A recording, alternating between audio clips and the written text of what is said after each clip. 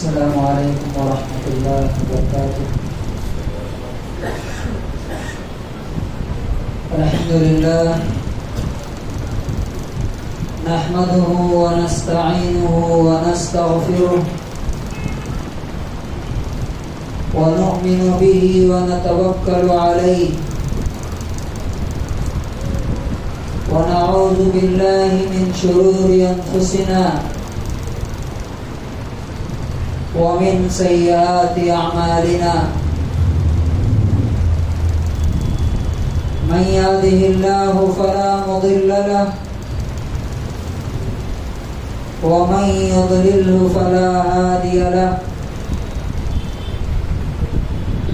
ونشهد أن لا إله إلا الله وحده لا شريك له ونشهد أن سيدنا ومولانا محمدا عبده ورسوله أما بعد فأعوذ بالله من الشيطان الرجيم بسم الله الرحمن الرحيم لعن الذين كفروا من بني إسرائيل على لسان داود وعيسى ابن مريم ذلك بما عصوا وكانوا يعتدون كانوا لا يتناهون عن منكر فعلوه لبئس ما كانوا يفعلون وقال النبي صلى الله عليه وسلم لتأمرن بالمعروف ولتنهون عن المنكر أو ليوشكن الله أن يبعث عليكم عقابا منه فتدعونه فلا يستجاب لكم رواه الترمذي۔ حضرات گرامی، ساری تعریف اور ساری بڑائی اکیلے اس اللہ کے لیے ہے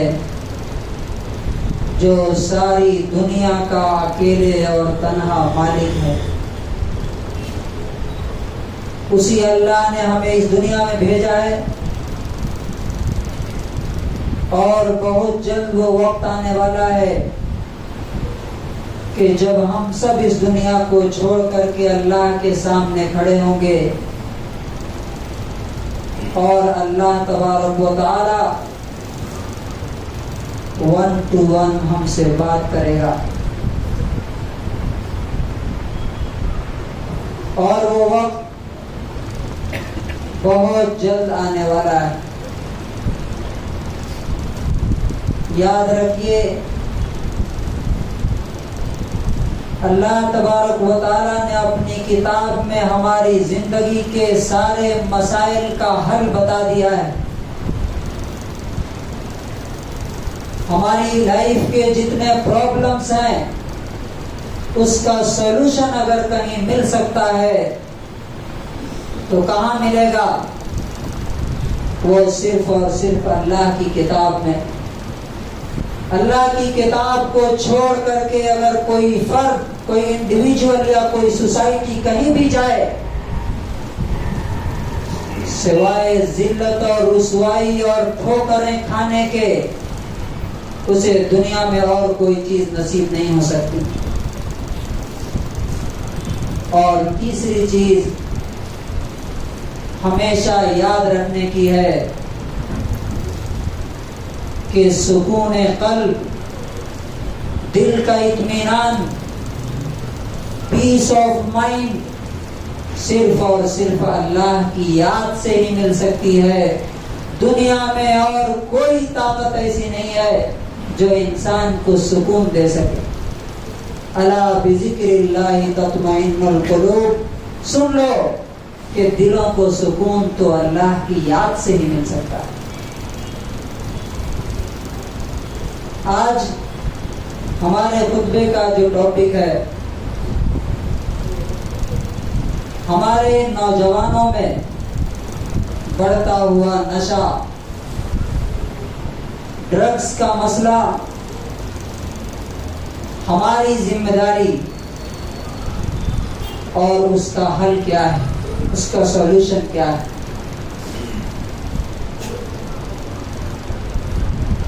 کسی بھی قوم کی اگر آپ مستقبل اور فیوچر دیکھنا چاہیں کہ یہ قوم، یہ نیشن، یہ کمیونٹی فیوچر میں کیسی رہے گی، تو اس کا سمپل سا طریقہ یہ ہے کہ اس کے نوجوانوں کو آپ دیکھیں۔ اس کے نوجوان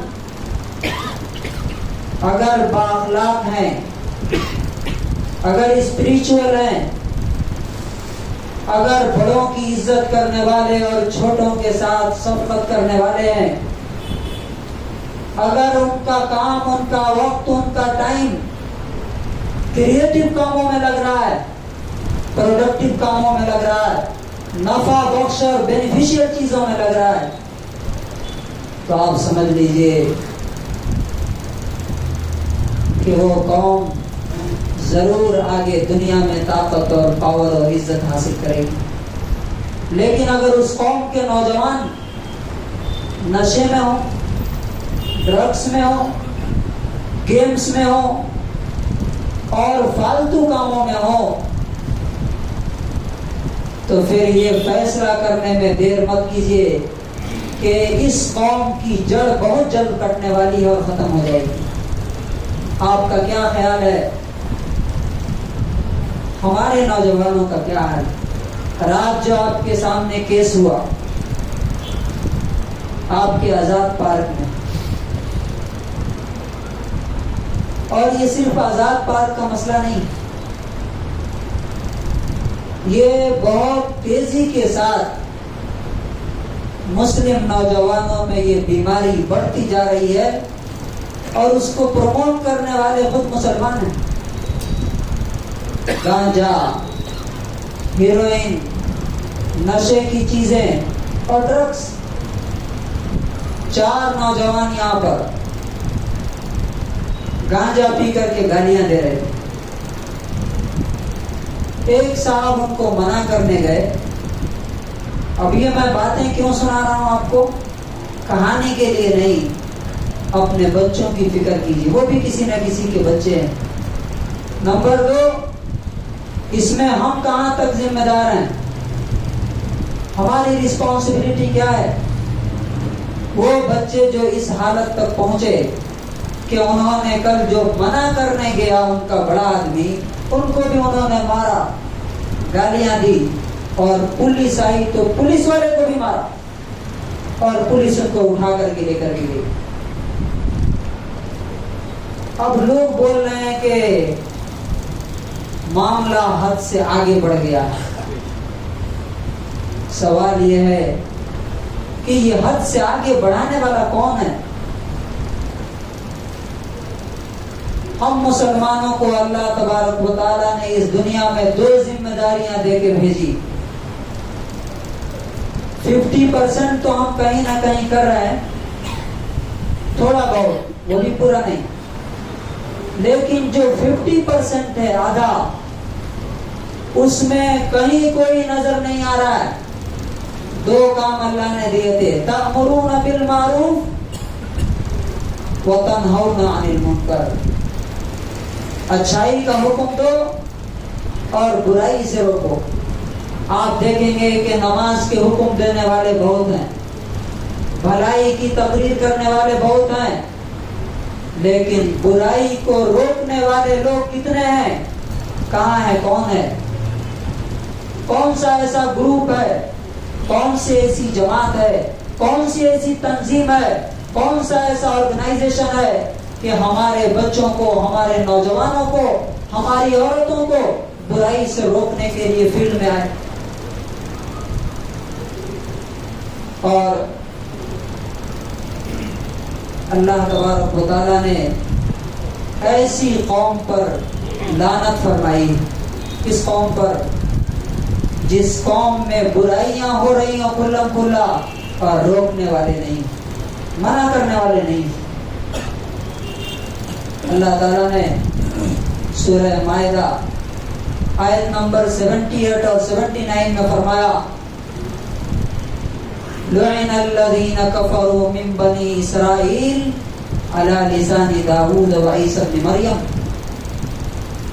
بنی اسرائیل کے کافروں پر لعنت کی گئی. کس کے ذریعے سے؟ علی لسان داؤد و عیسی ابن مریم.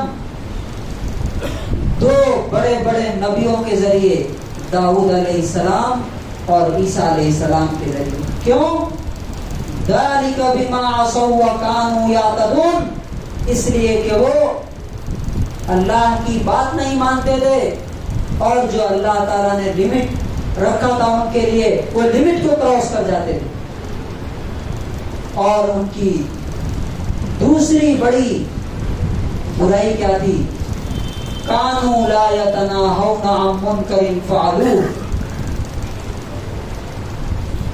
آپس میں ان کے اندر جو برائیاں ہوتی تھی، جو غلط کام کرتے تھے، ایک دوسرے کو اس سے منع نہیں کرتے تھے، روکتے نہیں تھے. لبئس ما کانوا یفعلون.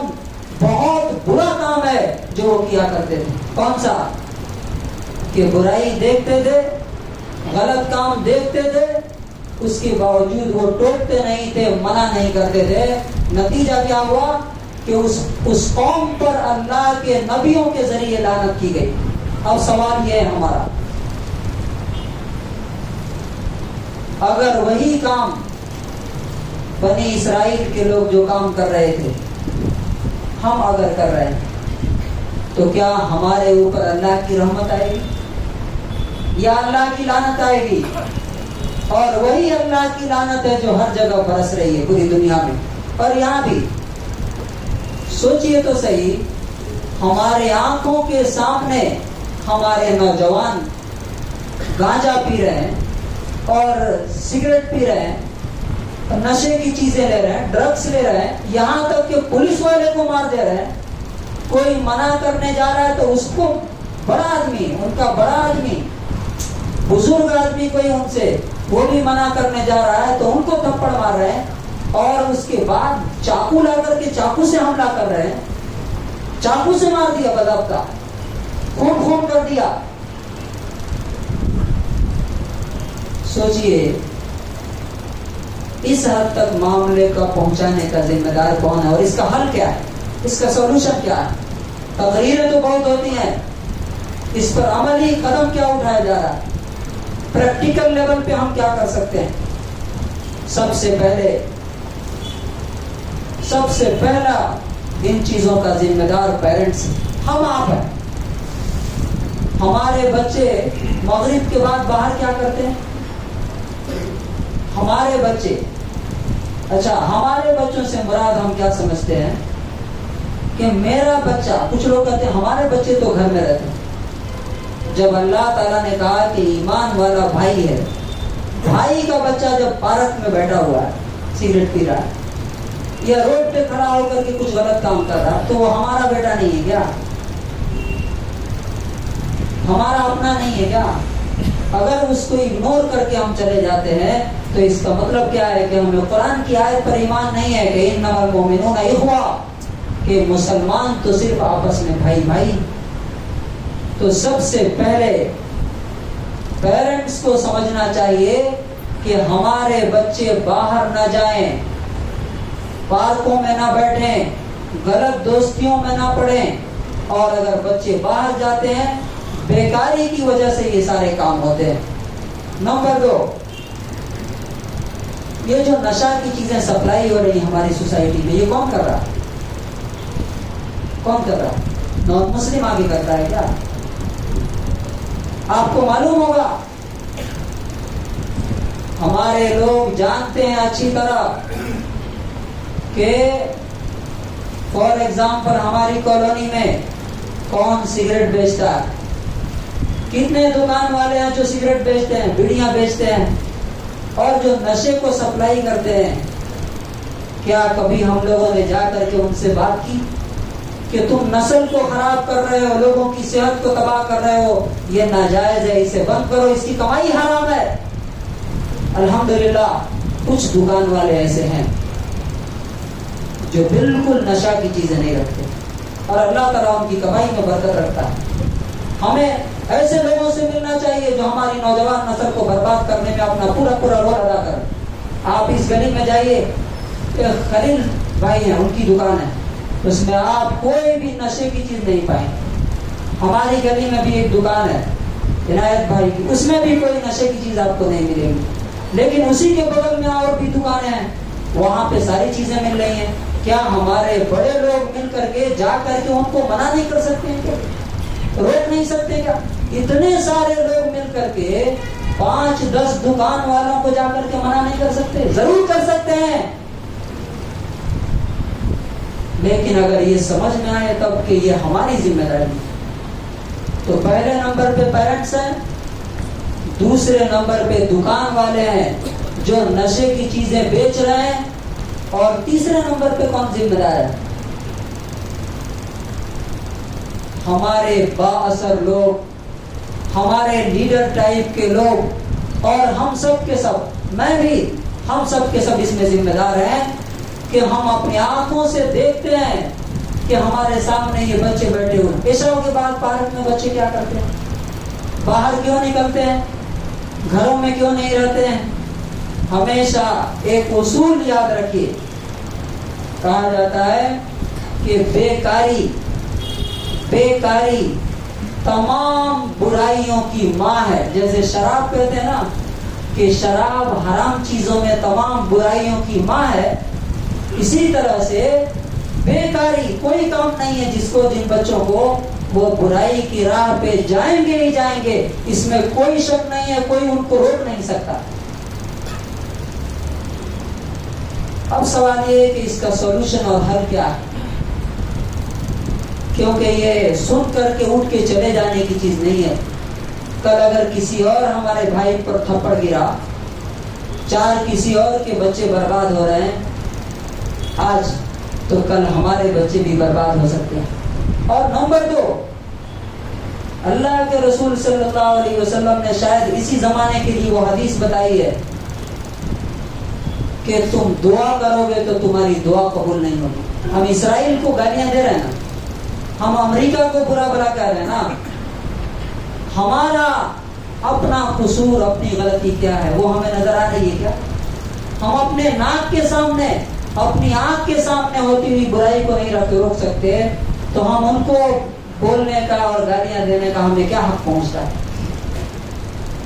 رسول اللہ صلی اللہ علیہ وسلم نے فرمایا، بہت ہی کریٹیکل حدیث ہے، فرمایا والذی نفسی بیدی، ترمذی کی 215 نمبر حدیث ہے، والذی نفسی بیدی، اس اللہ کی قسم جس کے ہاتھ میں میری جان ہے، لتأمرن بالمعروف، تم لوگ نیکی کا حکم دو،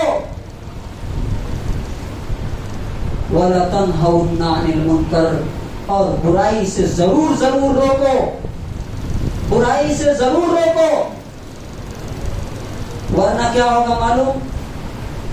أَوْ لَيُوشِكَنَّ اللَّهُ أَن يَبْعَثَ عَلَيْكُمْ عِقَابًا مِّنْهُ، ورنہ اللہ تعالیٰ بہت جلد اپنے پاس سے تمہارے اوپر عذاب بھیجے گا، پنشمنٹ بھیجے گا۔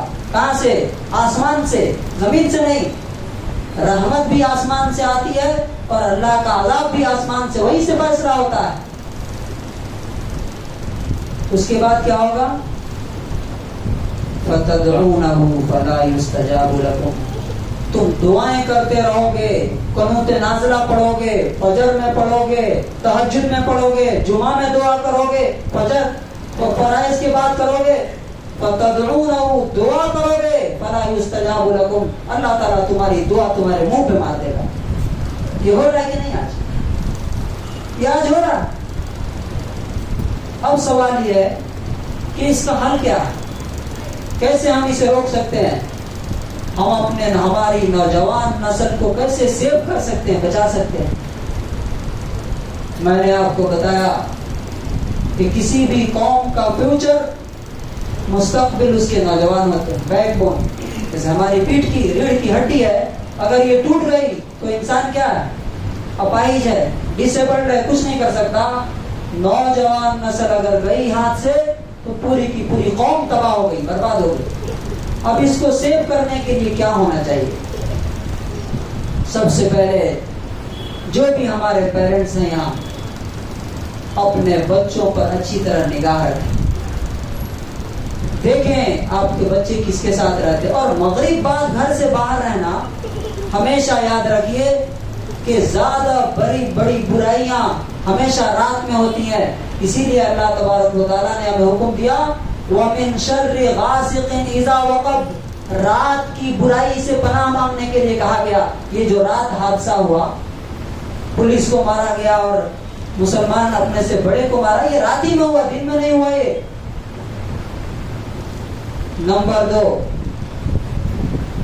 جتنے مسجد کے ذمہ دار ہیں، ہماری یہ مسجد ہے، ہم نے صدیق اکبر کے امام صاحب سے کہا تھا کہ ان بچوں کو جا کر کے ہم نے ملنا شروع کیا عشاء کے بعد، اور الحمدللہ بہت سارے بچے قریب آ رہے ہیں۔ لیکن یہ کام اصل میں ہمارے علاقے کے، ہر علاقے کے ذمہ داروں کا، لیڈرز ٹائپ کے لوگوں کا، انفلوئنشل لوگوں کا، بااثر لوگوں کا ہے۔ اور صدیق اکبر مسجد ہے، اسلامک سینٹر ہے، مسجد اقصی ہے، یہ سارے کے سارے ذمہ دار بیٹھے اور ایک ٹیم بنے کہ ہمارے اس محلے میں ہم معلوم کریں گے کہ کون کون سے بچے ہماری اس بیماری میں مبتلا ہیں۔